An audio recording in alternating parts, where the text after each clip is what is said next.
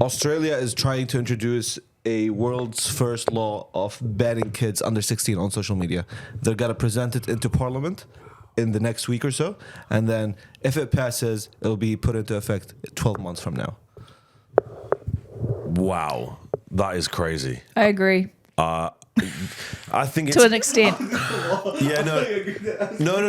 I to be honest, it's difficult, right? Because social media. If we were having, put it this way, if we were having this conversation 10 years ago, I would say 100 billion% is a good thing. Like, no question. There's no ramifications. Social media is toxic. It's bad for you. Bad for self-image. And I still think those things, and I really, really do. I just find that social media is now. It's such a part of the fabric of life that it's just potentially going to have wider. It's like Pandora's box has already been opened and it's hard to get it back in.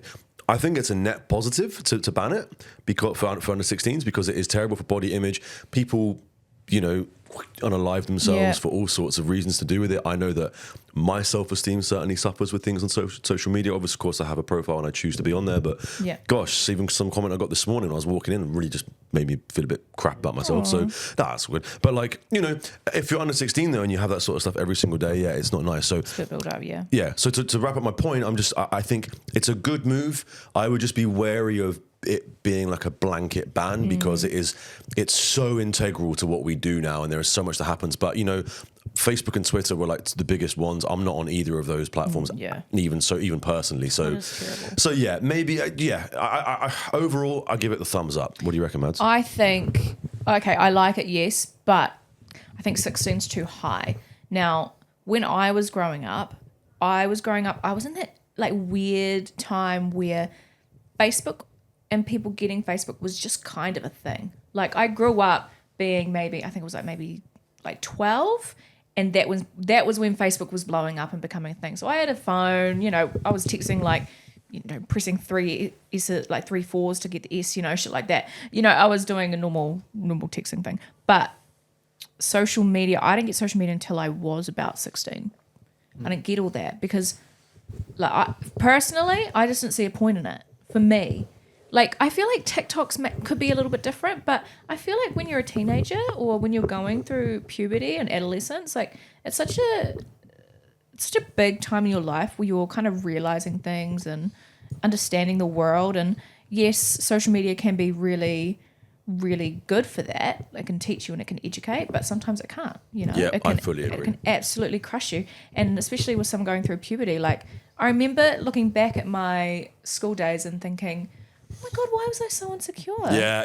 Why was I like this? Why did I feel right. like this? And then I was like, it wasn't my fault. It was just like puberty hormones, the situation I was in, the environment I was in, and I can't change that. But because social media could have skewed it a little bit, but not as much. But I'm glad I didn't have it because I think it could have actually really hurt a lot of people more if we had it earlier. I 100% agree. And I think that also, as you point out with Facebook, the social media that was around back then was wildly different. Yeah. Funnily enough, that guy last night, Kelvin, I was having a chat with him before he went on, and he said he moved over to Australia 14 years ago because of MySpace.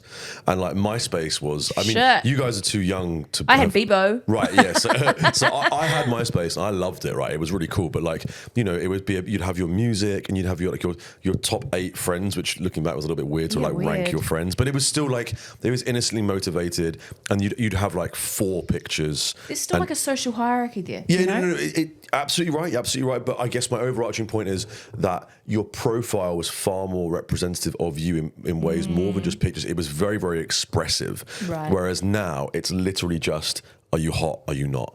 Do you know what I mean? And also I think that now people lose their identity a little bit more now. Like the words, prime example, the TikTok of yours that was so successful last week and it was so brilliant.